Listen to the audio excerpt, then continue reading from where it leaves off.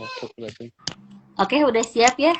Kita mau Ya, talk show, kita mau asik ngobrol betul. ringan ya. Oke, Assalamualaikum warahmatullahi wabarakatuh. Waalaikumsalam. Oke, buat teman-teman hari ini yang bergabung mungkin apa ya, selamat siang menjelang sore ya. Semoga kita bisa bertahan nih sampai akhir dengan kondisi internet yang bagus karena sebelumnya suka ada kendala-kendala internet gitu. Oke, yang pertama-tama mungkin aku pengen memperkenalkan diri aku. Sekali lagi, mungkin teman-teman yang udah sering nonton udah tahu, cuma kan ada yang baru ya. Nama aku Ranti, boleh dipanggil Kak Ranti, Teh Ranti, pokoknya bebas ya. Nah, mungkin aku pengen kenalan juga ya, lebih dalam lagi nih. Atau teman-teman yang lain kan ya, pengen kenalan juga sama Tete, sama Mbak ya. Sama Mbak karena orang Jawa, sama Kak Lucky dan juga Kang Gali. Boleh banget, dari siapa dulu mau kenalan? Mbak Luki dulu aja. Aku dulu. Boleh, boleh. Oke, izin ya. Assalamualaikum warahmatullahi wabarakatuh. Waalaikumsalam. Kenalin, nama aku Lukita Lupa. Aku dari Wonosobo. Aku penulis, sebenarnya udah nerbitin 3 buku. Pertama di Penerbit Mati, kedua dulu di Penerbit Mayor, tapi itu dulu jebolan kompetisi. Alhamdulillah waktu itu aku kan menang kompetisi. Terus untuk buku yang ketiga itu dari buku Abdi. Judulnya Surreal Bawah Sadar. Salam kenal. Oke, salam kenal Kak Lucky. Jadi teman-teman boleh panggilnya Kak Lucky aja ya Kak ya? Ya, Kak Luki aja. Bapak Oke. Luki boleh. Nah Kak, gitu ya Kak, deketin ya Kak, supaya suaranya bisa. Tadi suaranya agak kecil. Oke. Oke, selanjutnya boleh Kang Gali perkenalkan diri terlebih dahulu. Ya, halo teman-teman yang sudah bergabung. Nama saya Galih Pranata. Ya, saya penulis novelnya Imuna yang baru kemarin Januari ya, Teh, ya. Baru kemarin Januari rilis gitu ya. Ini merupakan novel kedua, ya novel kedua, buku ketiga, karena yang buku pertama itu antologi esai tentang pendidikan, karena kebetulan juga saya seorang guru sejarah gitu ya. Jadi dulu pas di buku pertama menceritakan banyak hal tentang pendidikan. Nah, kemudian yang novel kedua udah masuk ke novel sejarah ya, judulnya Bunga di Hari Lalu.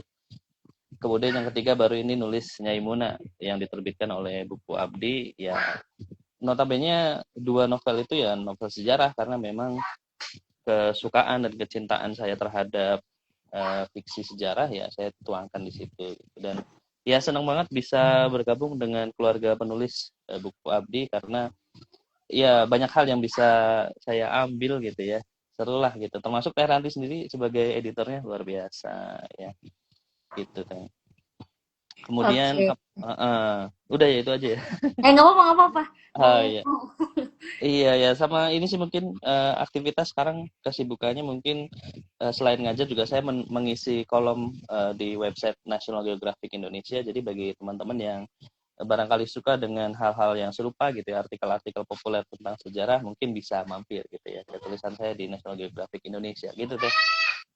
Oke, terima kasih untuk Kang Gali, luar biasa ya. Ternyata intinya dua penulis ini, teman-teman, udah punya mungkin apa ya, perjalanan tersendiri gitu ya dalam menulis gitu. Jadi mulai dari siapa? Kak Lucky yang mungkin sudah menyalurkan hobinya ya di salah satu apa namanya, aku pernah mendengar juga sih, salah satu aplikasi menulis. Dan juga Kang Gali memang suka membaca juga. Dan juga sebenarnya kalau ngomongin jurusan sejarah, mau nggak mau gitu ya harus bisa atau bahkan terpaksa membaca gitu, karena kalau misalkan kita ngomongin sejarah kan nggak mungkin ya tanpa literasi, tanpa literatur gitu. Oke teman-teman, mungkin aku pengen nanya, dan mungkin banyak juga teman-teman yang penasaran gitu ya, dari genrenya kan juga cukup apa ya, berbeda ya daripada penulis-penulis yang lainnya di Buku Abdi gitu. Kak Lucky kan nulisnya novel yang beririsan dengan filosofis dan juga banyak sekali unsur-unsur apa ya, kita bisa sebut em, bukan magis ya, lebih ke surrealis gitu ya. Itu kan baru lah bagi beberapa mungkin penulis ataupun pembaca gitu. Dan juga Kang Gali juga sama ya. Untuk buku Abdi itu sebetulnya salah satu gebrakan baru juga gitu dalam penulisan genre novel yang beririsan dengan sejarah gitu. Nah, coba aku pengen tanya nih, mungkin boleh dari Kak Lucky gitu. Sejak kapan sih kakak punya mungkin hobi ataupun rasa ketertarikan terhadap dunia kepenulisan? Dari awal banget gitu ya. Boleh diceritakan mungkin dari usia SD gitu kan bisa jadi. Boleh ya kak? Boleh. Jadi awal mula aku suka menulis itu, kedengeran kan? Agak di Gini, deketin mungkin kayak kak. Gitu. ya. Awal mula aku suka menulis itu saat pertama kali aku suka baca novel. Jadi dulu pas waktu kelas sekitar 6 SD, aku suka baca komik Bobo. Itu kan di komik Bobo ada yang judulnya kayak yang Peri Nirmala itu sama Bona dan Rongrong. Oh iya. Ya. Terus pas SMP, aku masih suka baca komik, tapi komik Jepang. Terus waktu itu tuh aku lihat teman aku baca novel tuh kayak seru banget gitu kan. Terus aku kan penasaran, ini kenapa baca novel kok seru banget? Karena menurut aku baca komik itu lebih menarik, soalnya kan ada gambarnya. Kalau novel itu kan nggak ada gambarnya, cuma tulisan. Jadi aku nggak tertarik waktu itu. Tapi setelah lihat teman aku tertarik. Aku coba baca. Oh iya ternyata seru. Tapi aku nggak baca endingnya. Terus aku kan setelah baca endingnya kan agak gantung. Terus aku tuh malah kepikiran bikin cerita sendiri gitu kak di kepala. Jadinya aku malah nulis lanjutin gitu. Tapi setelah itu aku mikir kayak ngapain aku lanjutin tulisan orang lain gitu kan. Akhirnya kepikiran bikin tulisan sendiri. Terus dulu waktu SMA aku nulis novel itu di buku tulis, buku sidu. Itu sampai 3 buku aku satuin pakai staples. Terus itu dibaca teman aku. Terus sempet digitu juga per kelas, di kelas IPA IPS itu ikut baca. Terus sempet ke notis guru. Terus gurunya itu dulu sempet nawarin kan, coba diketik terus dicetak, terus nanti mau dibantu kirimkan ke penerbit. Tapi aku nggak ngelakuin itu. Aku malu itu dulu, masih belum belum percaya diri kan. Aku kabur sampai akhirnya pas kuliah aku diserahin teman aku, kamu kalau suka nulis mending kirim ke penerbit gitu kan. Terus ya aku coba, cuman aku nggak tahu caranya. Terus akhirnya aku kan carinya lewat internet, cari lewat internet. Terus nemu beberapa penerbit, terus dengan percaya dirinya aku tuh kirim ke penerbit mayor. Padahal kan waktu itu aku masih masih newbie banget sebagai penulis kan. Aku ngomongnya kecepatan nggak kak? Oh enggak. Aman ya? Aman Soalnya aman. ini aku pertama kali live kan, jadi masih agak nervous. Gak Kelihatan apa-apa kak, kayaknya santai aja, nervousnya. relax Ya. aja. Ya, terus itu kan aku kan terbitin ke kok terbitin. Kirim ke penerbit mayor di Jogja waktu itu. Tentu aja ditolak dong. Terus aku kan mulai baca-baca lagi, baca-baca tips menulis. Terus aku sempat baca kalau misalnya penulis pemula itu emang paling sulit kalau nembus ke penerbit mayor gitu kan. Terus aku coba-coba apa ya yang bisa bikin aku kelihatan upgrade gitu. Aku ikut kompetisi. Aku ikut kompetisi waktu itu di Kuiku kan. Itu aku berkali-kali ikut kompetisi tapi kalah terus kan. Kadang kalah terus nangis, kadang kalah terus ketawa. Terus alhamdulillah waktu itu agak ada perkembangan sedikit. Aku masuk 25 besar, tapi nggak masuk 3 besar, nggak masuk pemenang. Nah, dan dari yang 25 besar ini, naskahnya aku tarik dari aplikasi. Aku kirim ke penerbit indie, diterima di sana. Itu jadi buku pertama aku yang terbit. Terus buku kedua, aku ikut kompetisi lagi. Aku menang. Waktu itu temanya tuh sepotong kisah di balik 98. Aku kepilih sama Kak Lulu HF yang waktu itu jadi juri. Terus diterbitin jadi buku yang bentuknya itu antologi novela. Ya aku masih di sana, itu jadi buku kedua aku, dan di buku itu, lewat buku itu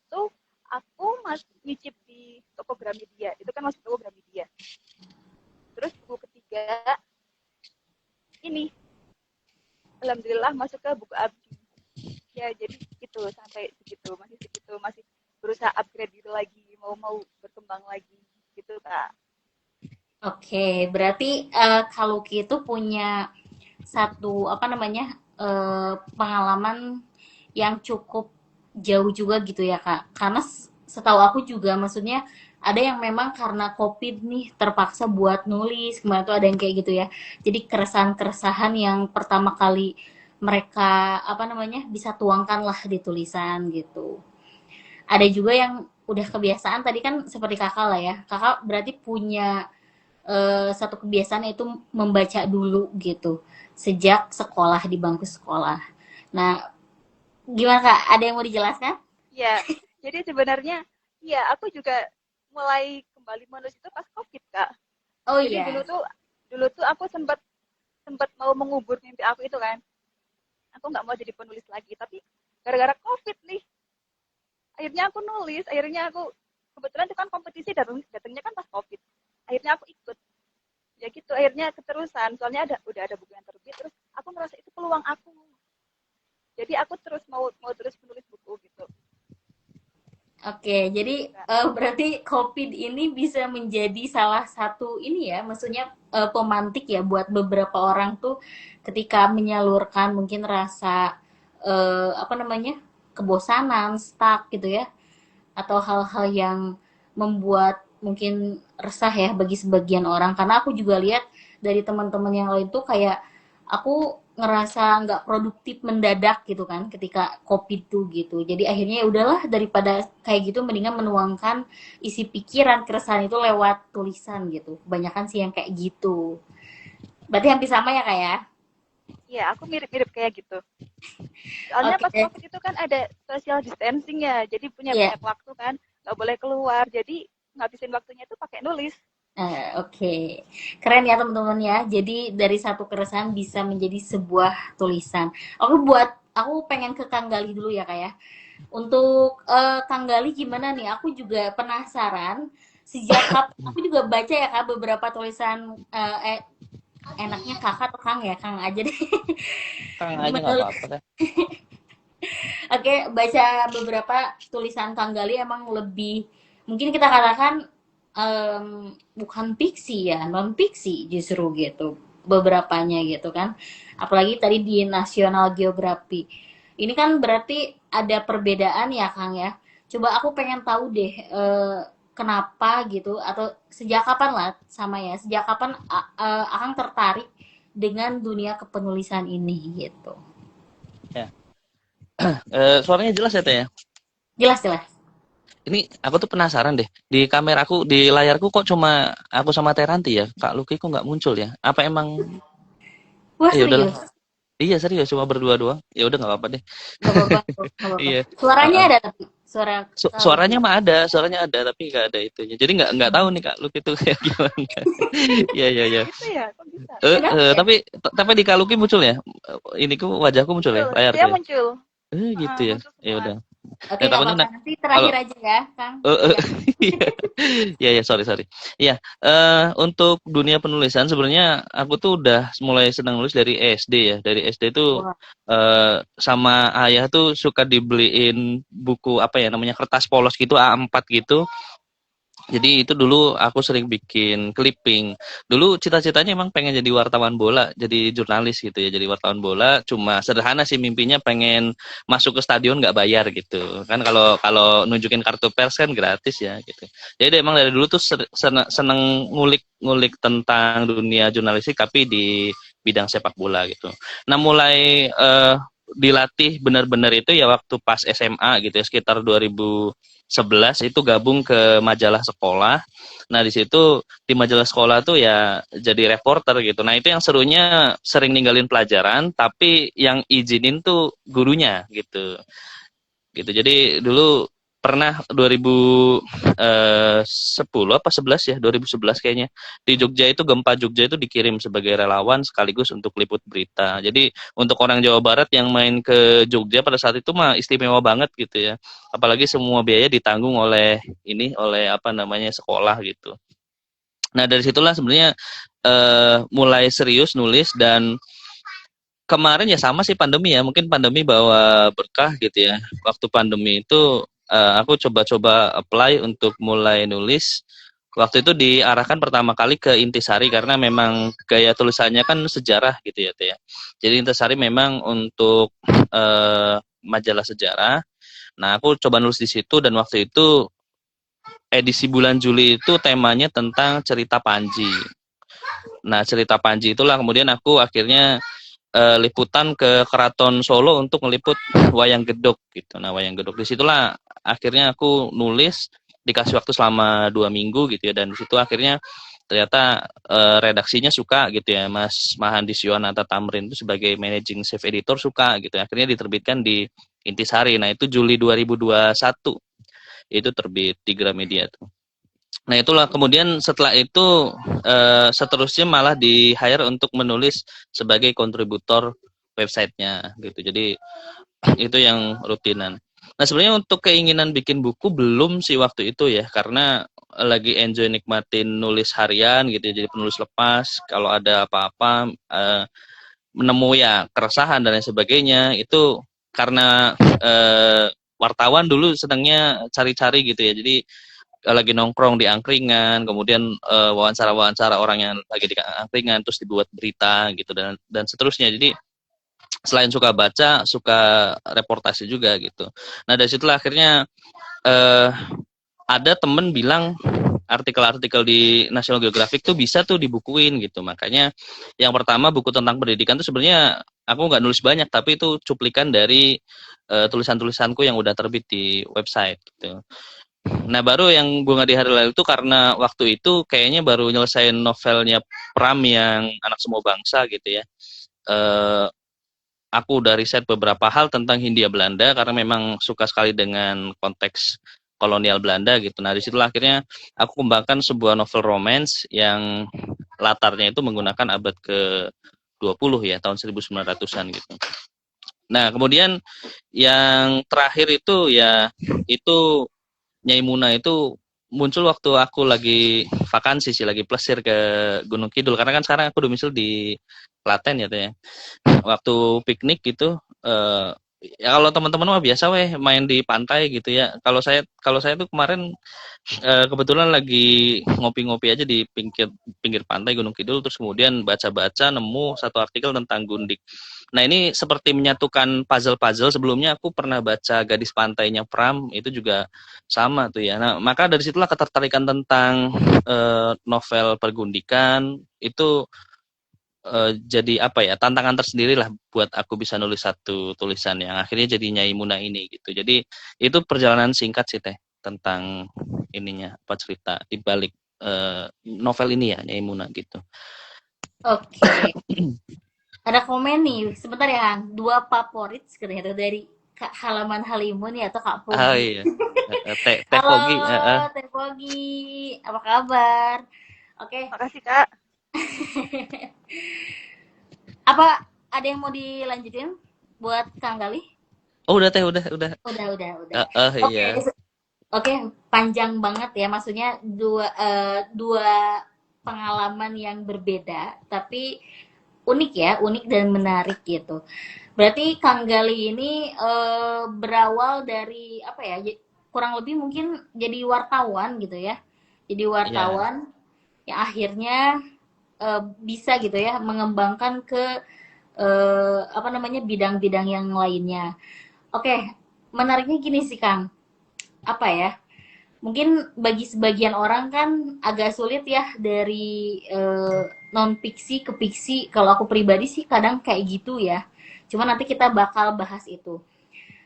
Sebenarnya aku juga pengen nanya nih ya ke Kak Lucky tentang apa ya ide buku ini. Tapi tadi udah dijawab ya sebelum aku nanya Kang sebenarnya yang ide buku yang kakak-kakak buat tuh apakah eh, ya maksudnya idenya dari mana gitu ya secara sederhananya. Tapi udah lumayan kejawab yang tadi Kang Gali, tapi nggak apa-apa. Mungkin aku mau nanya juga ke Kak Lucky ya, karena kan tadi unik juga ya. Berarti inspirasinya dari buku gitu ya, terus juga dari suatu tempat akhirnya bisa jadi tulisan. Nah, kalau misalkan dari Kak Luki sendiri, ide buku surrealis bawah sadar tuh dari mana sih?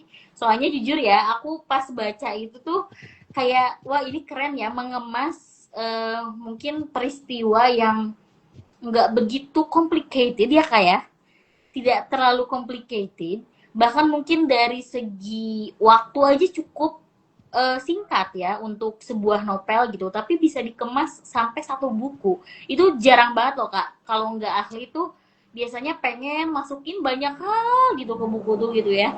Tapi ini bener-bener dalam waktu yang cuma berapa hari sih Kak ya. Aku masih ini mungkin nanti 11, itu dikoreksi. 11 hari, Kak. 11 hari ya kan, 11 hari tapi bisa jadi satu novel gitu, dan sangat filosofis sekali. Nah kakak dapet ide itu tuh dari mana sih gitu ya, biar teman-teman tahu gitu. Sebenarnya ini kan cerita surrealis bawah sadar itu kan dari kisah nyata ya, Kak. Adik aku dulu kan pernah sakit. Ya, terus kan aku terinspirasi dari itu. Sebenarnya kan alurnya udah ada karena ini kayak mengolah memori. Karena adik aku tuh kisahnya tuh kayak punya elemen yang cukup dimasuk yang cukup dijadikan sebuah buku gitu.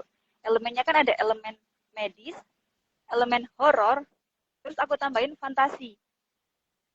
Kenapa aku tambahin fantasi? Karena fantasi ini kan aku suka fantasi. Jadi karena aku suka fantasi, jadi aku rasa butuh ini gitu, Kak.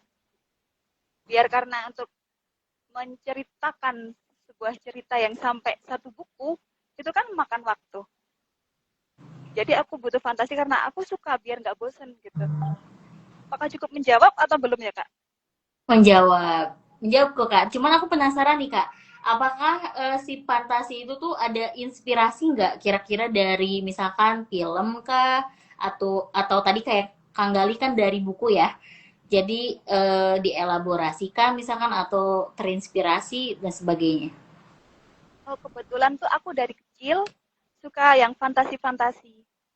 Kayak yang kayak dulu tuh aku paling suka sama cerita Harry Potter, Oh, Alice in oke. Wonderland, Narnia gitu, Kak. Jadi makanya aku tuh jadi kayak tiap nulis aku butuh fantasi. Soalnya kalau bukan fantasi aku bosen gitu. Oke. Ya. Oke, jadi intinya kakak terinspirasi dari film-film yang kakak suka juga gitu ya, dan dipadukan Ya. dengan tulisan yang tadi ya eh, berdasarkan pengalaman dari adik kakak gitu kan, gitu. Oke, jadi teman-teman mungkin aku udah baca sih ya, maksudnya bisa menggabungkan filosofis dan fantasi juga itu sangat menarik gitu ya. Oke, Kang Gali gimana nih? Apakah Kang Gali juga mau specifically menjelaskan lagi idenya? Siapa tahu kan ada selain ya dari buku Garis Pantai gitu, yang lain-lainnya dari misalkan film, apakah ada? Ya, kalau film sih sebenarnya nggak ada. Sebenarnya permasalahan awalnya itu karena ini sih teh. Aku melihat bagaimana kalau sekarang ya perempuan itu kan sudah berdaya sekali, bahkan pemimpin-pemimpin pun udah lumrah sekali perempuan. Atau bahkan mungkin malah lebih banyak gitu ya pemimpin perempuan, ya melihat bagaimana perempuan muncul dalam kontestasi politik, kemudian mereka punya kendali atas itu. Nah, aku yang menarik itu melihat banyak hal di masa kolonial itu, bahwa kok bisa ya zaman dulu perempuan tuh benar-benar dipandang sebelah mata gitu. Apalagi ketika aku banyak melihat, contohnya misalnya waktu itu nonton sebelum baca novelnya, aku nonton di Netflix di series apa namanya Gadis Kretek gitu. Jadi bagaimana perempuan itu untuk dia bisa menuangkan kesukaannya untuk meracik saus kretek itu, ya itu pun tidak diperbolehkan, karena yang diperbolehkan hanya laki-laki gitu. Jadi memang di masa-masa dulu itu terutama kadang ada juga ya di budaya Jawa itu yang kemudian meletakkan perempuan itu ya di samping atau di belakang laki-laki gitu. Nah ini yang membuat sebenarnya keresahan ini yang aku ingin munculkan bahwa perempuan itu punya kendali penuh atas haknya gitu. Dan ya kalau misalnya melihat kisah-kisah non fiksi misalnya di internet, aku baca di koran-koran Belanda di Delver itu juga aku ngeliat kok kayaknya memang peran perempuan nyai atau gundik itu nggak ditulis sama sekali, jadi mereka tuh seperti pelengkap aja.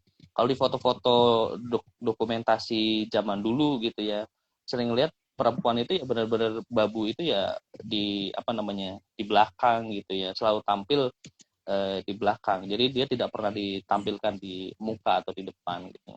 Nah, aku ingin menuliskan salah satu hal yang apa ya namanya, yang ingin aku sampaikan bahwa sebenarnya perempuan itu punya haknya, dia bisa mempertaruhkan martabatnya, harga dirinya gitu.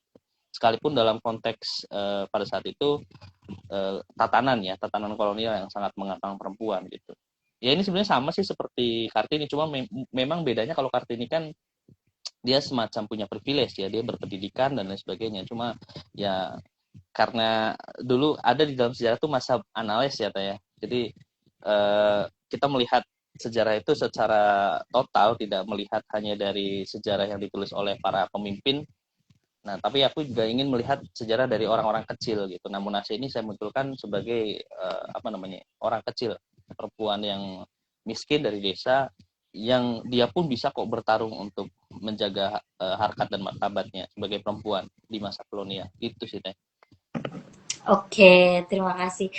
Menarik ya, maksudnya kalau ngomongin tadi betul sih, kalau ngomongin soal pergundikan ataupun mungkin apa ya, kesetaraan yang sekarang dinarasikan di era modern gitu ya, dengan konteks kolonial itu kan berbeda ya Kang ya.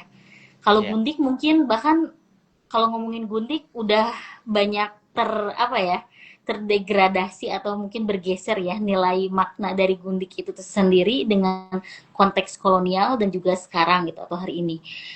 Nah, mungkin buat teman-teman yang kayaknya masih banyak yang nggak tahu juga sih Kang soal pergundikan di konteks kolonial dengan hari ini gitu. Karena kan tadi ya dengan adanya pergeseran makna aja itu cukup menurut aku, wah ini orang-orang kayaknya nggak tahu nih apa yang dimaksud dengan gundik gitu ya. Dan novelnya Imuna ini membuat apa ya, bacaan yang ringan ya bagi aku gitu untuk melihat konteks perempuan-perempuan yang mungkin tadi ya belum bisa memerdekakan dirinya secara penuh, dan pastinya ya tadi dari kalangan orang-orang yang nggak punya privilege lah ya. Kalau ngomongin Kartini betul, Kartini itu penuh dengan privilege, makanya bisa berteman dengan orang Belanda gitu kan. Nah itu kan harus menjadi sorotan penuh juga bagi kita semua gitu. Nah, aku pengen beralih dulu Kang nih. Ada pertanyaan dari temen kita gitu ya di kolom komen. Dua novel historinya Pak Gali ini bagus banget. Semoga yang akan datang Pak Gali menulis novel sejarah lagi dengan setting waktu dan latar yang lebih lampau lagi. Nah, gimana Kang tuh? Katanya ada saran yang lebih lampau lagi, yang lebih lama lagi secara ini mungkin ya periode waktu. Amin ya Kak ya. Doakan ya Kak ya. Amin amin ya. Iya, Pak Fahmawan. Iya. Ini dijawab nih ya Teh. Boleh boleh boleh dijawab Iya. sebelum eh, pertanyaan. Terima kasih Pak Fahmawan ya. Oh, Ini sebenarnya dulu teman ngajar gitu ya, ngajar sekarang Pak Fahmawan di Jakarta gitu ya. Emang ngikutin terus sangat support dalam apa namanya membeli buku-buku saya gitu Teh. Cuma ini yang lebih lampau lagi apa ya, karena karena boleh memang dipikirkan Kang. Nanti iya. mungkin ada ide-ide lain lagi. Iya betul betul betul. Ini bisa jadi tantangan tersendiri karena mungkin kalau sekarang kan lagi baca novel Rara Mendut itu ya, itu kan konteksnya di lebih lampau lagi, lebih kuno lagi di era Mataram gitu ya. Ya mungkin bisa tuh jadi inspirasi lagi ke depannya, tapi ya perlu terima kasih Pak Rahmawan sudah support selalu ya. Nanti insya Allah bisa upayakan lagi itu. Oke. Ternyata bapak-bapak ya. Bapak-bapak, iya, sama lah Luar sama biasa. kayak aku. Oh, sama. Oke, oke. Terima kasih ya, Kak. Semoga menjadi inspirasi dan spirit Kang Gali ya untuk terus produktif. Oke, mungkin aku pengen nanya lagi ya buat kakak-kakak nih. Gimana apa namanya? Apakah ada tantangan terbesar gitu saat menulis gitu? Misalkan writer's block lah kita katakan kayak ih lagi males nulis. Apakah pernah ada nggak di posisi itu? Boleh banget buat Kak Lucky mungkin bisa sharing tentang writer's block.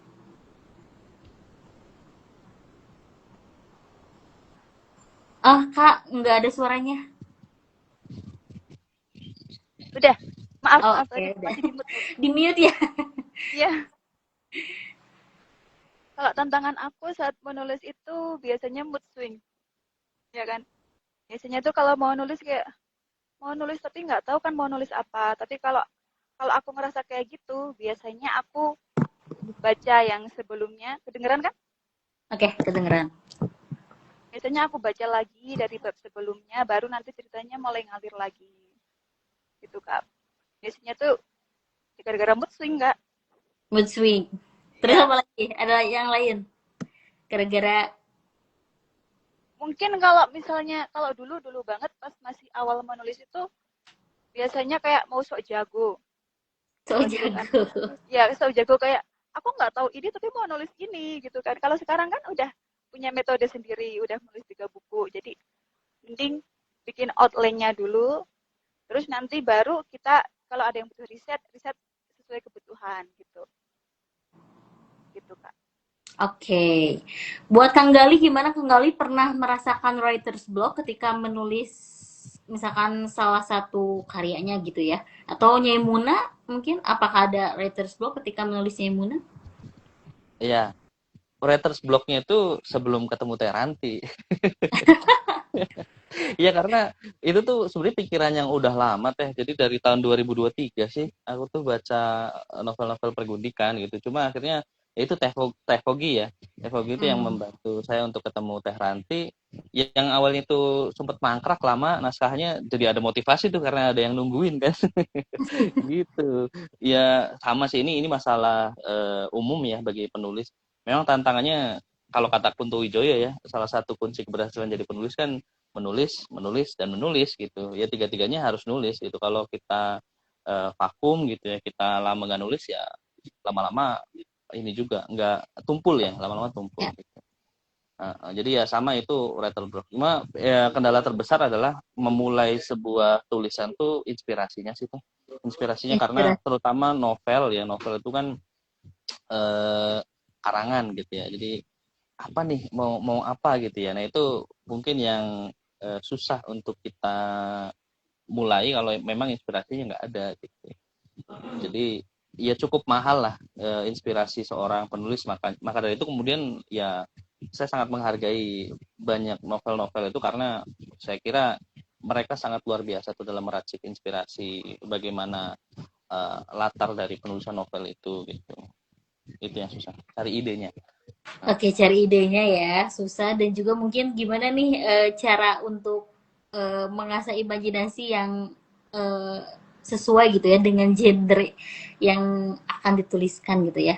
Betul. Oke, ada nggak kira-kira mungkin upaya gitu ya untuk apa ya terus semangat gitu dalam menulis?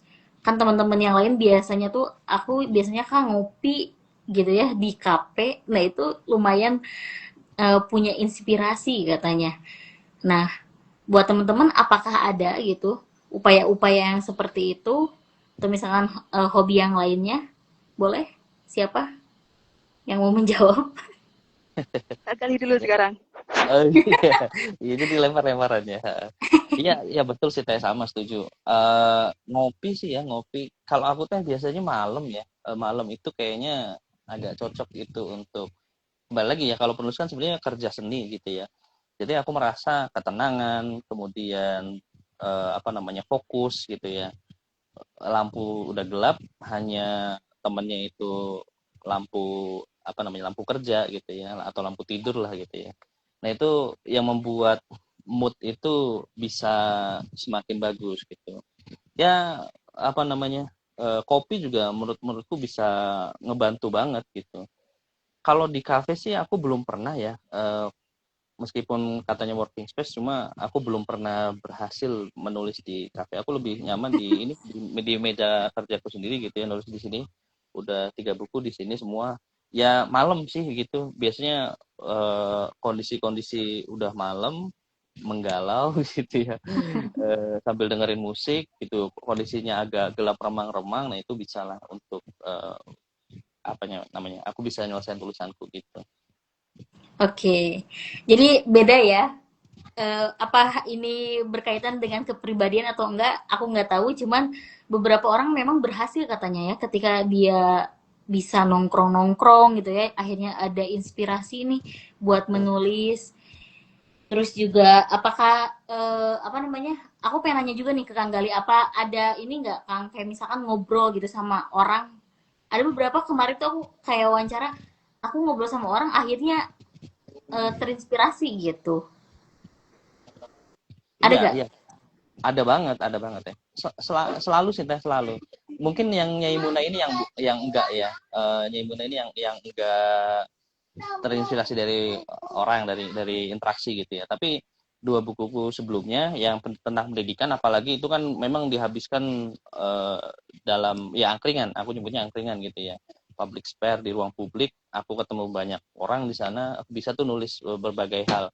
Ya dari inspirasi orang-orang gitu. Kemudian Bunga di Hari Lalu juga sama. Aku nongkrong dengan teman-teman yang suka sejarah gitu ya, kita sharing gitu, tukar cerita gitu, maka jadi juga. Nah, ya itu sangat bisa sih, interaksi itu kan bisa memudahkan kita tukar cerita, tukar pendapat, itu bisa jadi insight kita untuk menulis gitu, bisa banget. Cuma memang eksekusinya ya itu masing-masing, bisa bisa jadi di kafe gitu, atau kalau kalau aku sih di meja kerja gitu. Cuma inspirasinya tetap datang dari luar. Kadang kala nggak cuma dari ini sih, nggak cuma dari apa namanya, interaksi aja. Kadang juga kayak jalan-jalan gitu ya, ngelihat pemandangan dan lain sebagainya, ya tadi berfantasi gitu, itu pun bisa jadi inspirasi sebenarnya buat nulis gitu. Oke, soalnya aku kan maksudnya kenapa aku nanya begitu ya Kang ya? Karena kan mau nggak mau pasti akan ada yang kan lah ya secara ininya. Kalau buku ini tuh, kalau bukunya Imuna tuh ya ada isu perempuannya gitu kan. Siapa tahu kan akan menemukan di daerah ya, terutama isu-isu yang masih apa ya, nggak sama, cuma mungkin ada isu yang berkaitan lah gitu. Siapa tahu kan begitu gitu kan. Nah, oke, untuk Kak Luki gimana? Kak Luki punya upaya nggak? Gimana caranya biar nggak terjadi writer's block atau mengatasi writer's block gitu? Ya mirip sih kayaknya. Karena aku juga suka nulisnya tuh tengah malam gitu Kak. Nggak tahu kenapa kalau tengah malam itu Tengah malam ya. suasananya kan beda. Iya, aku sebenarnya tengah malam sampai jam 2 pagi gitu, sampai sahur. Ya, suasananya itu beda pokoknya. Terus kadang iya sambil ngopi juga. Aku kalau ngopi soalnya lama kan ya, kayak jadi temen gitu. Dari jam 3 sore sampai malam gitu. Cuman sekarang lagi puasa lagi. Lagi berhenti ngopinya. Oke. Berarti sama ya? Kurang lebih sama gitu. Mirip-mirip. Mirip. Mirip. Oke. Jadi intinya pasti mengalami writer's block dan juga punya apa namanya, cara mengantisipasi ataupun mengatasi writer's block dari masing-masing gitu ya. Oke, teman-teman, aku pengen tanya juga nih, ada nggak penulis yang benar-benar mempengaruhi gitu ya dari setiap tulisan teman-teman gitu ya? Nggak nggak hanya satu, boleh banyak lah ya. Itu aja sih pertanyaannya. Apakah ada penulis yang benar-benar mempengaruhi teman-teman gitu? Dari Kak Luki boleh. Kalau aku selain J.K. Rowling karena dia menulis Harry Potter kan, Ya, aku sebenarnya paling terpengaruh itu sama penulis Little Prince. Antoine siapa namanya? Antoine de Saint-Exupéry ya. ya, itu. Itu kan menulis yang di buku itu, yang di buku Little Prince, aku cuma baru baca buku itu, yang penulis Anthony itu kan menceritakan tentang kayak kayak dongeng anak-anak, tapi sebenarnya kan ditujukan buat orang dewasa juga. Kedengeran Oke. nggak, Kak? Kedengeran, kedengeran. Ya makanya novelku tuh kebanyakan kayak gitu, Kak. Kayak dongeng, tapi sebenarnya ditujukan untuk orang dewasa gitu. Oke. Jadi yang berkaitan masih persis ya, maksudnya dengan apa yang kakak tulis gitu ya. Iya. Oke, ini aku mungkin bentar kak, mau bacain dulu dari Kak Halman Halimun ya. Mas Gali dan Mbak Lukita, oh sama ya, tadi inspirasinya siapakah dan kenapa. Tadi kenapanya udah dibahas belum kak? Yang itu kan yang kayak dongeng itu. Oke, oke. Udah cukup berarti kak ya? Cukup. Oke. Kalau Kang Gali gimana nih Kang? Tadi kan sudah sedikit lah mungkin menyebut nama Pram ya. Di Gadis Pantai juga itu kan tulisan beliau yang sangat bagus juga. Itu semester berapa ya, aku baca semester 1 lah ya.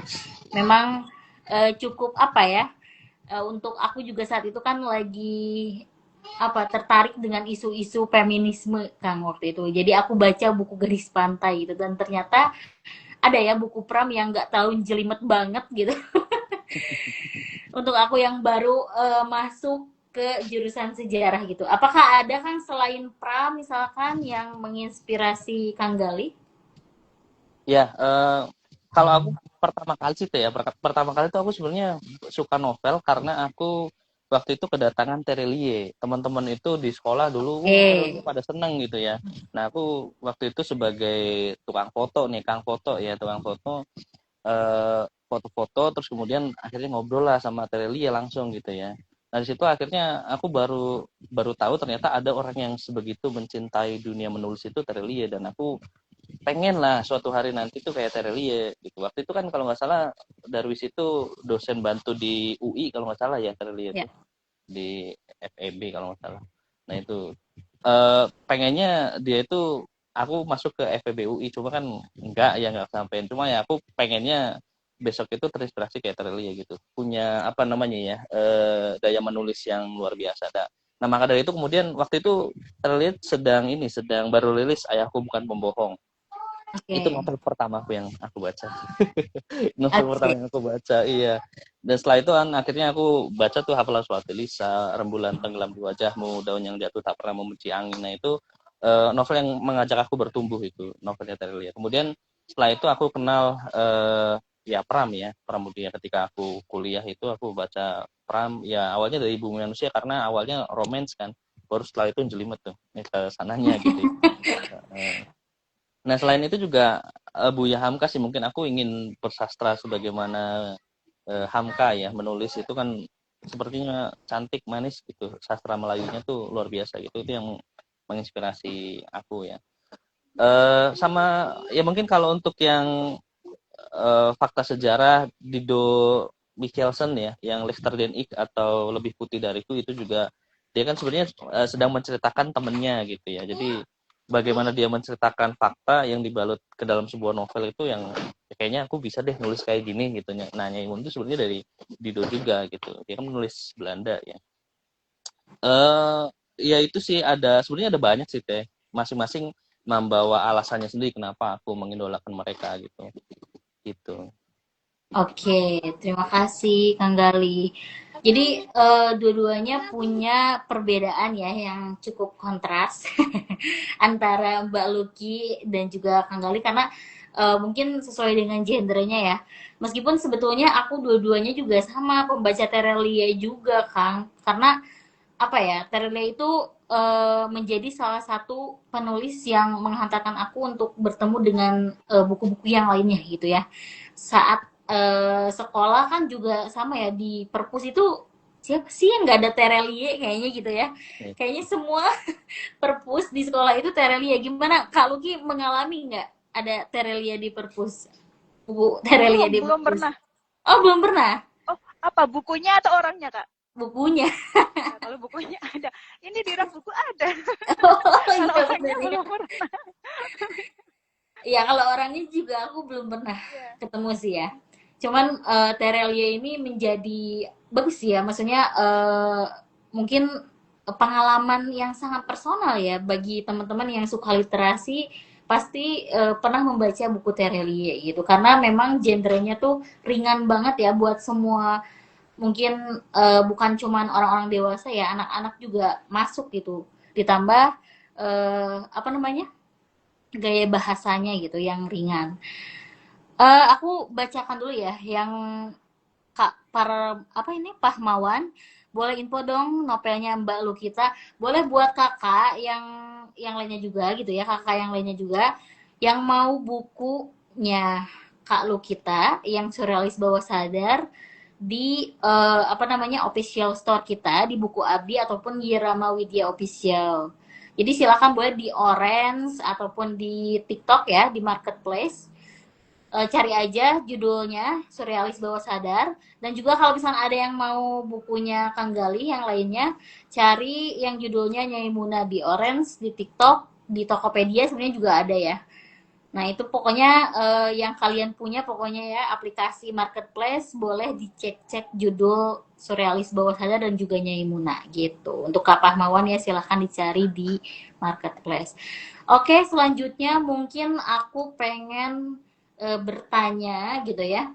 Ini tentang apa ya yang lebih futuristik, yang lebih apa ya visioner gitu ya. Apakah teman-teman punya rencana nggak buat nulis lintas genre gitu? Kayak gue nggak mau bosen gitu ya nulis yang genrenya sama, temanya sama gitu. Pengen yang lintas genre lah atau suatu saat nanti misalkan Kang Gali ya nulis yang berbau self improvement kah gitu ya atau fantasi kah kita kan nggak tahu ya apakah ada nggak untuk tahun inilah gitu atau tahun depan untuk Kak Lu kita dulu boleh. Kalau untuk menulis lintas genre, aku biasanya fokus sama genre fantasi, Kak. Cuman kan kalau satu buku kan nggak harus cuma satu genre ya. Ya Bisa betul. di-mix sama bisa politik, bisa romance. Kalau aku paling ke fantasi sama sama apa ya biasanya? Psikologis ya, Kak. Soalnya kalau psikologis itu kayak aku tuh kayak journaling gitu loh, Kak. Kan kayak di novel yang surrealis bawah sadar itu kan banyak monolog-monolog itu aku kayak journaling di sana. Jadi biasanya aku paling ada di fantasi, apapun genrenya biasanya aku tetap tetap pertahanin fantasi sama psikologisnya gitu. Oke jadi ke psikologis aja nih Sama nggak fantasi. cuma fantasi oke kalau misalkan ini Kak bisa nggak kayak thriller thriller gitu.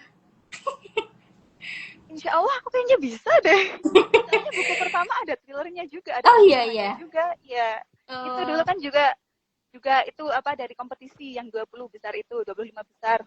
Itu kayaknya masuk thriller. oke. Soalnya kan maksudnya aku juga apa ya baca di beberapa yang kakak tulis juga dan di dalam buku surrealis itu sangat beragam juga ya kak. Aku sampai kayak wah ini ada Salvador Dali gitu ya. Terus juga lekat juga dengan beberapa soal prosa ya kak ya. Apakah kakak suatu saat nanti kan bisa bikin puisi misalkan kan siapa tahu gitu karena kan aku juga meja oh ada Wiji Tukul gitu ya tadi ada siapa lagi sih kak selain Wiji Tukul jadi agak lupa ya terus ada WS Rendra ya kalau nggak Iya. salah puisinya WS Rendra nah aku juga penasaran deh kak itu kenapa bisa masuk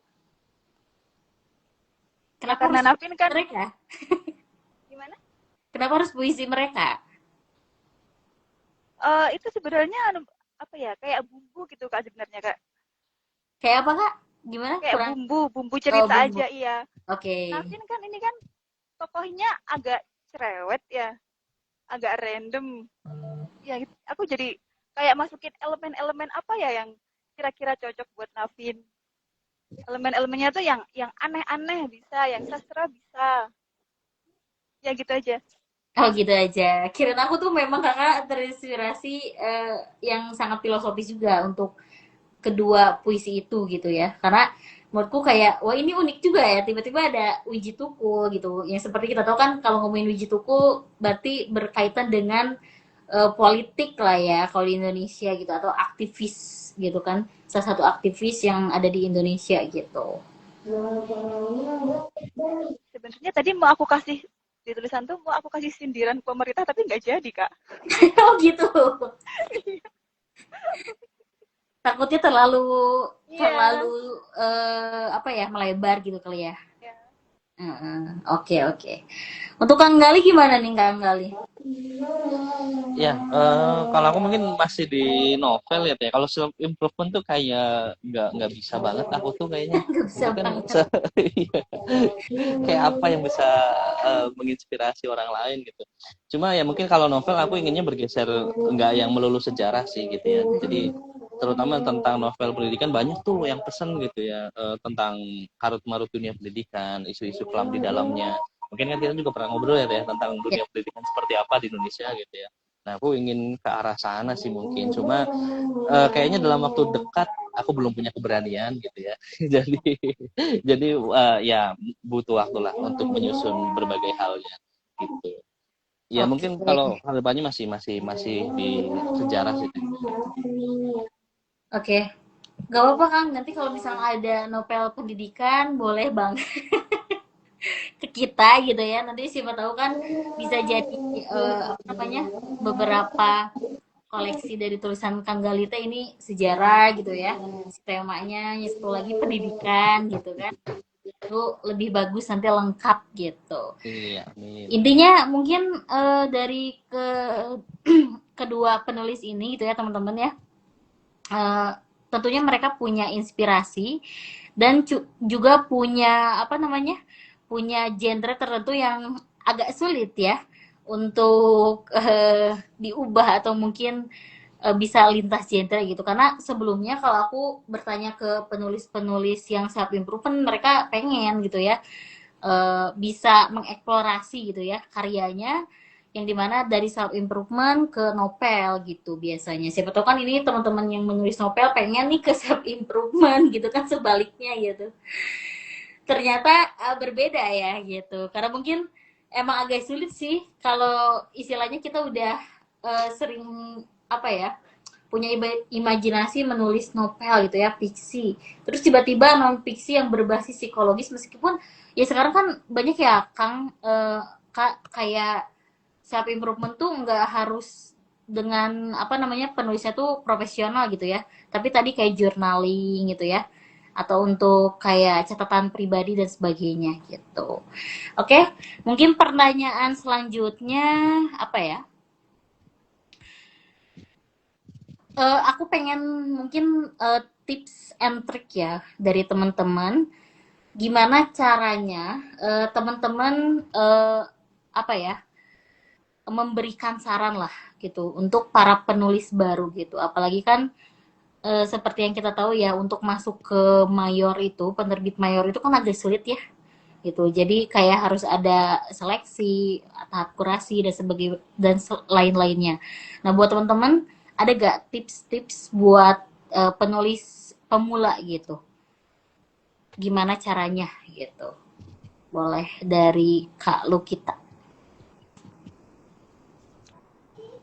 Kalau dari aku berdasarkan pengalaman ya kak, aku kan dulu juga sempat sempat jadi penulis pemula terus langsung ngirim ke penerbit mayor. Itu salah banget kalau nggak tahu. Jadi kalau saran aku sih mengembangkan gaya penulisan, ikut kompetisi, nggak tahu nggak masalah. Jadi kalau menurut aku tuh ikut kompetisi itu kayak memperkenalkan diri sendiri, sama memperkenalkan tulisannya, memperkenalkan genre. Nanti kalau misalnya alhamdulillah menang, nanti kan bisa kayak buat melebarkan pengalaman. Oke. Gitu, Kak. Okay. Ikut kompetisi. Jadi ikut kompetisi itu salah satu untuk tips ya. Tapi Kak, misalkan kalau teman-teman yang em, apa ya, dari nol banget nih, kan ikut kompetisi itu nggak mudah ya, maksudnya untuk membangun kepercayaan diri itu kayak, soalnya kan bakal dinilai nih sama orang lain ya tulisan kita gitu. Ada alternatif lain nggak menurut Kak Luki gitu untuk teman-teman yang bener-bener dari nol banget gitu untuk menulis? sebenarnya nggak takut gagal sih Kak. Soalnya kan kalau misalnya kita ikut kompetisi itu kan banyak yang amatir juga kan, banyak cuma modal harapan aja. Soalnya aku dulu juga gitu kan, modal harapan ya. Yang penting ikut. Soalnya kita kan nggak tahu yang ikut siapa aja. Terus jangan takut gagal. Soalnya kalau kegagalan itu kayak yang ngajarin kita, oh ternyata kita salahnya di sini. Kita malah jadi tahu. Dari kegagalan itu justru membantu. Oke. Tapi kalau misalkan aku pengen tahu juga nih Kak, kalau di apa namanya? Sebentar ya. Kalau di kontes menulis itu biasanya suka di review nggak Kak? Review misalkan dari segi penulisan bahasanya gitu.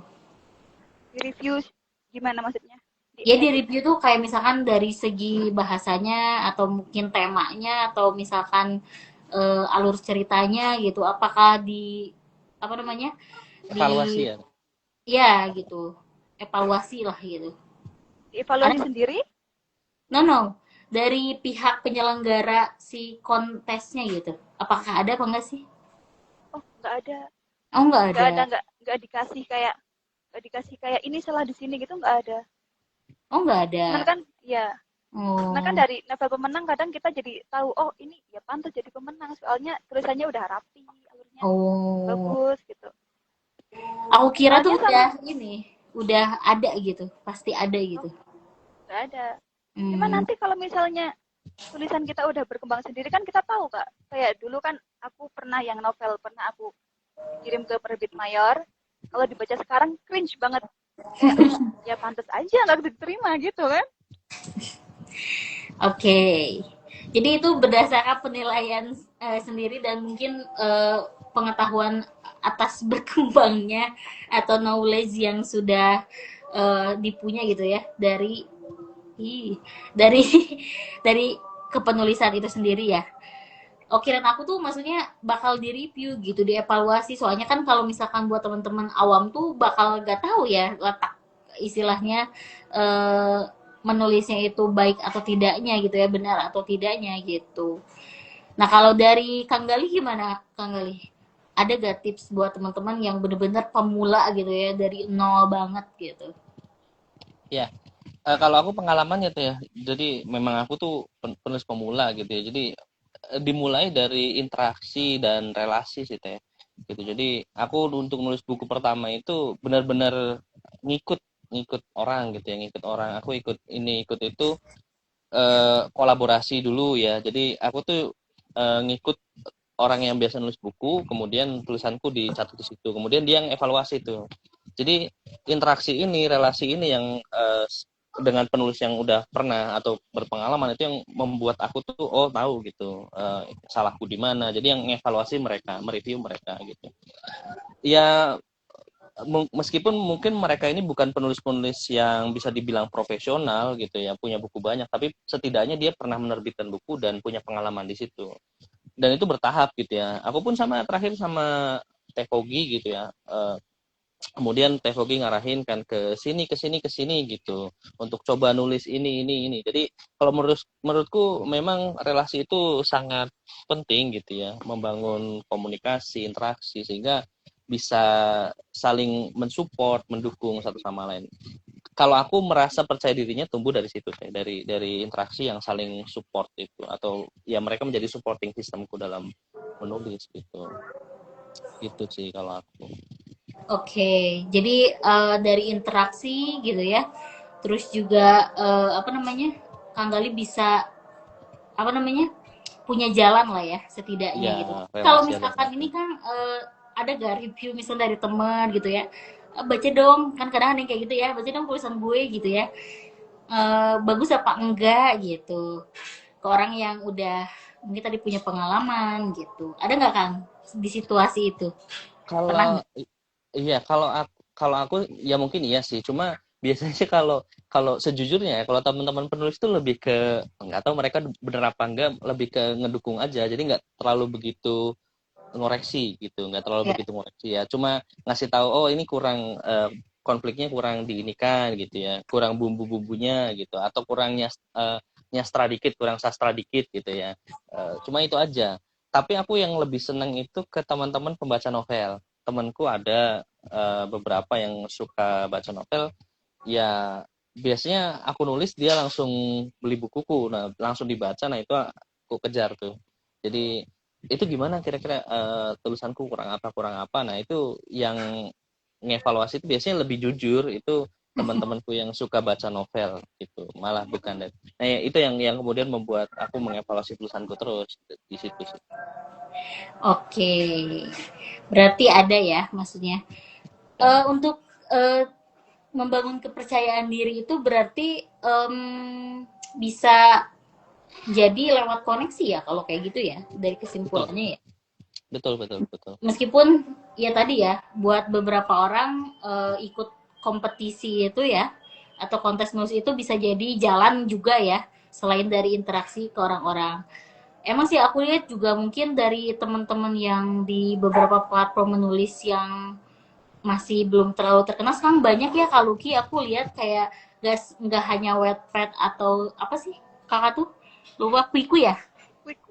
Ya Kuiku, Kuiku sekarang tuh kuiku. ada karya karsa gitu ya kayak, tapi nggak tahu sih aku di sana gimana si apa aturannya seperti apa nggak tahu, cuman teman-teman aku udah pada mulai di karya karsa, oh ternyata platform menulis itu udah semakin banyak ya sekarang gitu. Dan itu mungkin bisa jadi memudahkan buat teman-teman nih ya untuk mau menulis atau memulai menulis gitu. Oke, aku mau ini suaranya masih aman kan ya? Soalnya ada ajan. Aman, aman, aman. Aman. Aman ya? Oke. Aku mau nanya nih, mungkin agak sedikit melebar ya tentang personal branding sebagai penulis gitu. Nah, buat teman-teman, seberapa pentingkah gitu ya, apalagi kan sekarang di era modern dan digitalisasi gitu ya. Seberapa pentingkah penulis untuk membentuk personal branding atau eksis di sosial media? Buat Kak Luki gimana melihat hal itu? Sebenarnya dalam hal ini aku juga masih belajar, Kak. Oke. Ya dalam bangun personal branding kan biasanya di Instagram ya, Kak. Kalau aku tuh biasanya kalau buat video gitu aku masih belum bisa ngedit-ngeditnya. Aku paling biasanya tuh bikin cerita-cerita pendek, flash story yang sesuai genre aku kan. Ya cuman ya aku juga masih masih belajar soal itu sih, Kak. Oke. Gitu aja Kak. Ya, Oke. mungkin nanti Kenapa? Gimana gimana? mungkin nanti bisa ada tambahan. Kita bahas. Oke, soalnya kan ada beberapa pendapat, maksudnya kan ya nulis-nulis aja gitu. Maksudnya penulis kan hanya menulis gitu, nggak perlu personal branding gitu ya. Nah, tapi kan ada juga ternyata aliran gitu ya, atau orang yang punya pendapat bahwa menulis juga harus personal branding gitu. Apalagi kan di zaman digital yang sudah apa-apa ya digital gitu ya, sosial media gitu. Nah, buat Kang Gali gimana nih? Ada perspektif gak tentang hal ini? Iya. Ya, kalau aku sih memang sangat setuju, bahkan kalau bisa personal brand dulu baru nulis. Oh, oke. Okay. Jadi Iya, sebenarnya branding dulu ya, oke. Okay. iya gitu. Kalau aku mikirnya gitu ya, setelah aku berpengalaman beberapa kali, terutama aku di awal tuh menulis di penerbit indie ya, luar biasa teh, luar biasa tantangannya. Jadi aku ketika penerbit indie itu menerbitkan bukuku, nggak ada yang beli gitu, sehingga aku ya seperti Jazz Siren gitu. Jadi bikin toko sendiri, penulis yang jual buku sendiri gitu. Jadi Oh, I see, I see. iya, jadi betapa pentingnya personal branding, sekalipun Jazz Siren yang udah apa namanya bisa dibilang populer gitu ya, sudah sangat terkenal pun dia harus turun gelanggang untuk jual buku-bukunya. Jadi memang kalau menurutku perlu sih ya, kayak Reza Radian gitu ya, dia nulis buku, ya otomatis orang langsung belilah gitu ya. Siapa sih yang nggak kenal Reza Radian kan gitu? Dia nulis di Oh iya, Gramet, orang Cak, oh emang pasti pada nulis buku ya? iya, Reza Radian nulis buku.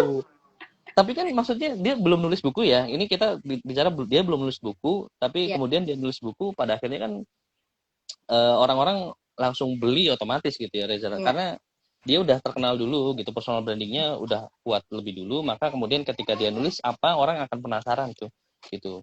Jadi ya kalau menurutku memang sepenting itu. Cuma untuk aku sendiri ya merefleksikan bahwa betapa sulitnya untuk mempersonal branding diri sendiri ya. Kalau aku memang konsistennya untuk membuat apa namanya karya tulisanku, misalnya di National Geographic itu aku buat cuplikan-cuplikan di Instagram Story atau di status WhatsApp gitu ya.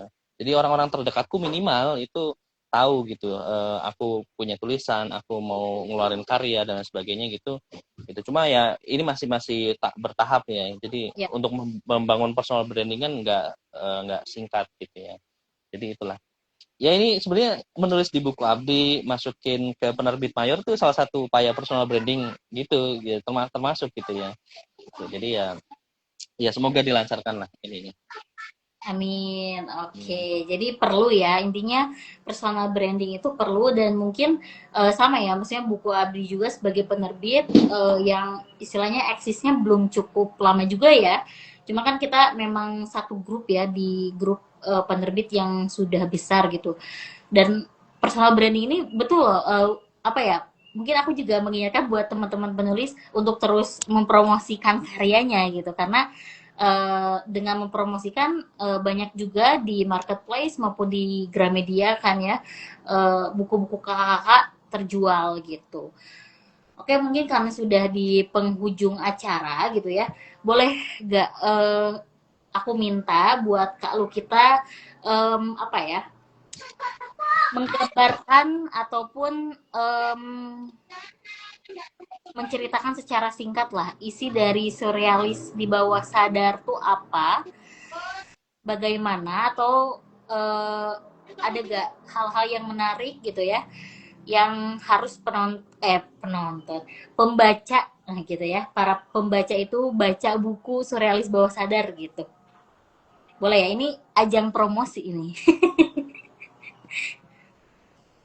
Jadi buku Surrealis Bawah Sadar itu menceritakan tentang Sydney. Dia anak berusia 8 tahun yang kehilangan kemampuan motoriknya sehingga dia kan kalau kehilangan motorik kan nggak bisa gerak. Jadi dia harus opname selama 11 hari di rumah sakit. Nah, di balik sakitnya Sydney ini ternyata ada sesosok hantu.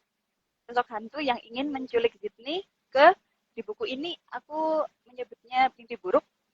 Terus di rumah sakit yang sama, Sydney ketemu Navin. Navin ini juga tokoh tak kasat mata, tapi dia tuh bukan hantu. Di sisi lain, Navin ini justru yang membantu Sydney keluar dari mimpi buruk. Jadi Sydney itu bolak-balik dari mimpi buruk ke mimpi indah gitu. Terus ternyata kan karena si hantu ini kan yang mau mencelakai Sydney, yang mau mengambil Sydney dari dunia ke mimpi buruk. Navin yang bantu. Navin yang bantu, dia itu nggak cuma bantu tapi dia menciptakan dunia gitu Kak. Jadi mimpinya itu kayak ciptain dunianya sendiri buat Sydney pakai cara-cara yang apa ya visualistik gitu ya Kak. Ya intinya begitulah Kak. Oke, jadi keunikannya di cerita si Napin ini menurut aku ya, karena kita juga tidak bisa menebak ya kak, kayak si Napin ini hantu atau apa sih gitu ya, ataukah ini emang entitas lain kak? Aku juga sebenarnya bentar deh, aku penasaran juga nih akhirnya, sedikit aja ya, si Napin ini tuh emang hantu atau memang apa gitu kak? Sebenarnya tuh aku nggak nyebut hantu ya Kak. Kalau hantu kan biasanya tuh identiknya tuh jahat ya. Ya, Kalau Navin tuh sebenarnya tuh kayak tokoh-tokoh fantasi yang kayak peri atau bangsanya gitu. Cuman aku kan bikin oke. istilah lain, bikin istilah sendiri gitu. Oke. Iya, soalnya kemarin tuh beberapa dari teman-teman apa namanya? Digital marketing juga nanya ini si Napi tuh hantu ya, Teh, katanya. Bukan, bukan. Gue bilang gitu ya kan. Bukan hantu, bukan gitu ya. Tapi entitas lain, apa entitas lain tuh gimana ya? Aku juga kadang ngejelasinnya agak sulit ya. Mungkin itu kembali lagi ya ke interpretasi teman-teman pembaca ya. Mau hantu juga boleh nggak Kak disebut hantu? Ya, nggak apa-apa. Nggak apa-apa kalau ada mau bilang hantu nggak apa-apa.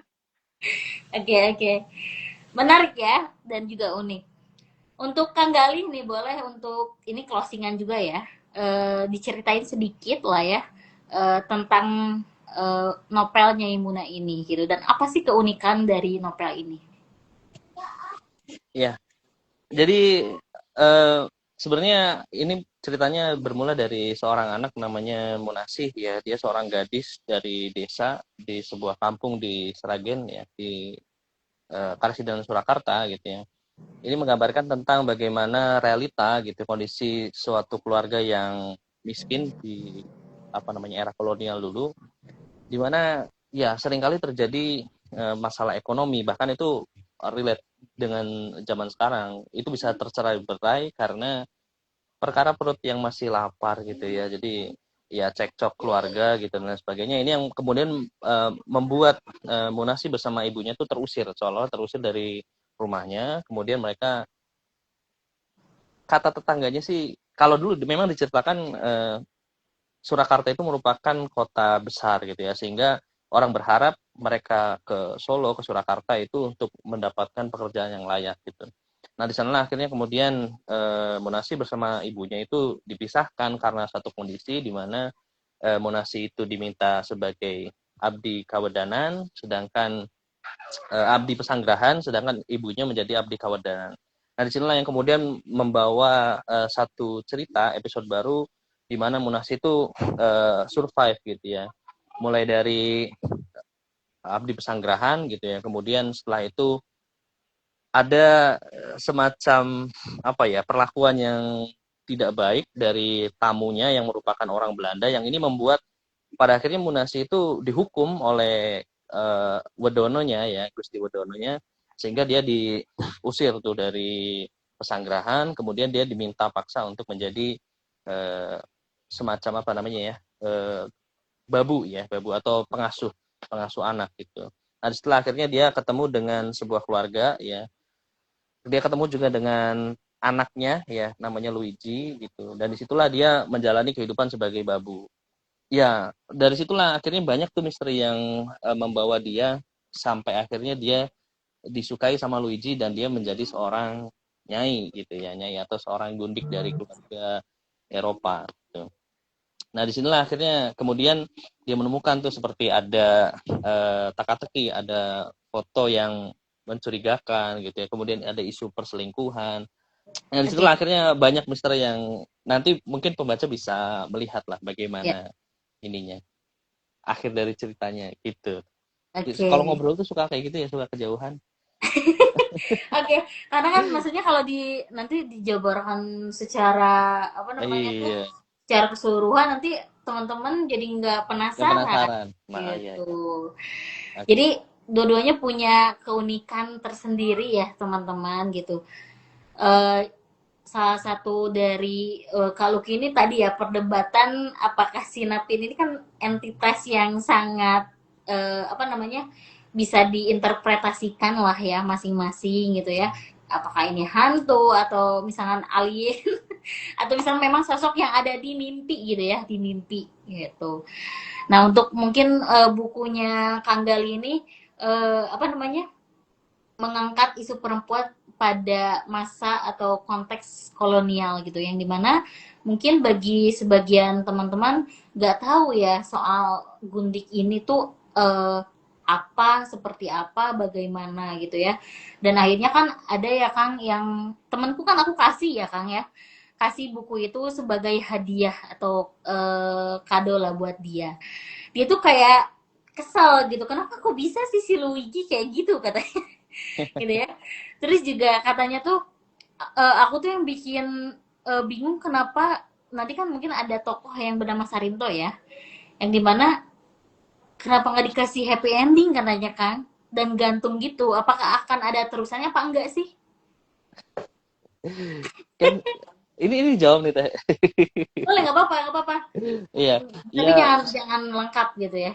iya, iya. Itu Ya kenapa sebenarnya, ya? Nggak ada iya. jelas gitu, jelas untuk si Nyai Munanya. Sebenarnya kan di ending udah selesai sebenarnya, ceritanya udah selesai, sehingga ya nggak ada ininya sih, nggak ada kelanjutannya, memang udah selesai gitu. Jadi Oh, udah selesai. Oke. jadi memang ini ya sebuah realita cinta yang ya seperti itu ya, tidak tidak sesuai dengan harapan memang gitu. Nah itu, makanya temen aku tuh kenapa sih dia kan udah ditempa katanya udah menderita tapi tidak ada conclusion yang sepertinya happy ending gitu. Itu juga bikin greget loh Kang, ternyata bagi sebagian Iya, orang yang udah baca iya, iya, gitu. iya, iya, iya. Nanti mungkin lain kali kan yang happy ending ya, kayak sebenarnya bukunya kalau kita juga dibilang happy ending tapi sedih ya, terharu gitu. Lebih ke terharu gitu. Iya, iya. Oke. Karena sudah di penghujung acara ya teman-teman, dan alhamdulillah apa namanya, kita sudah mendapatkan insight yang sangat banyak dari Kak Luki dan juga Kang Galih ya. Terima kasih untuk Kang Galih dan juga Kak Luki yang sudah bersedia hari ini gitu ya, hadir di live Buku Abdi ngabuburit. Semoga kita semua bisa bertemu lagi ya Kang ya di Iya, acara-acara selanjutnya. Kalau mau bikin acara boleh banget ya, nanti mungkin hubungi ya ke aku ataupun tim Buku Abdi gitu, supaya kita masih bisa terus berkolaborasi dan juga bisa mempromosikan buku-buku Akang dan juga Kak Luki gitu. Mungkin sekian dari aku. Apakah ada closing statement untuk para pembaca atau gimana dari Kak Luki ataupun Kang Galih, boleh? Jangan lupa beli bukunya atau gimana, boleh? siapa dulu nih? Boleh, boleh, siapa aja. Siapa dulu? Kang Galih boleh atau Kang Galih? Ya, ya jangan lupa untuk beli bukunya Imuna, bisa ditemukan di Gramedia terdekat. Ya, gitu. Oke. Untuk Kak Luki, gimana Kak Luki? Closing statement-nya? Sama aja deh. Sama Kalau aja. mau yang mau mencari buku Surga Bawah Sadar, buat shortcutnya ada di link di bio. Oke, oke, buat teman-teman ya, untuk closing statementnya dari aku sebagai apa ya, moderator gitu ya, jangan lupa buat beli produk-produk dan juga karya-karya dari Buku Abdi ya, terutama dari bukunya Kang Gali yang berjudulnya Imuna, dan juga bukunya Kak Lukita yang judulnya Surrealis di Bawah Sadar. Nah, teman-teman bisa temukan produk-produk kedua tersebut ya, produk novel-novel, self improvement dan lain-lainnya di Buku Abdi official ya teman-teman ya. Jangan sampai teman-teman beli yang bukan ori ya atau bajakan. Atau enggak, teman-teman bisa akses juga di TikToknya Buku Abdi Official dan juga Tokopedia Buku Abdi Official. Nah, kalau misalkan non Buku Abdi yang resmi ada di Yarama Widya Official dan juga ada di Sri Kandi 4 ya, teman-teman. Supaya teman-teman nggak salah beli bukunya atau beli buku yang original aja. Oke, terima kasih kakak-kakak sudah berkenan hadir untuk siang menjelang sore ini. Semoga puasanya lancar ya sampai akhir, dan juga semoga bertemu kembali. Terima kasih. Assalamualaikum warahmatullahi wabarakatuh. Waalaikumsalam warahmatullahi wabarakatuh. Terima kasih. Oke, terima kasih teman-teman yang sudah menonton.